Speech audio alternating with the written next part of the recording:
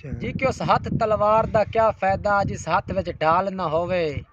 ओ शहजादा नहीं होंदा जिस दा कोई रूप जलाल न होवे। जियो ओ बुलबुल बाग च सजदी नहीं संगी जिस दा नाल न होवे।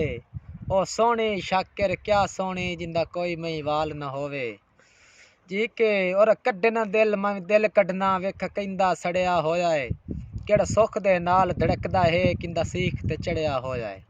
ते तेनू याद है तू कदी कदी यादां हैं तो दिल क्यों फड़िया होया है। ओनू कदन हयात आराम हुंदा है जिंदा बेली लड़िया होया है। वाह कि शक पौंदा है अज खैर कोई नहीं जेड़ा ढोल निकाब लहाई आंदा है।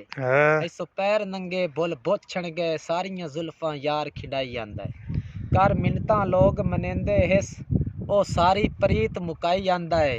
मिली गैर दे दर तू ठोकर सो जेड़ा शाकिर लाई आंदा है। जी के नहीं महज कसूर जमाने दा अस आप नू आप तबाह कीता।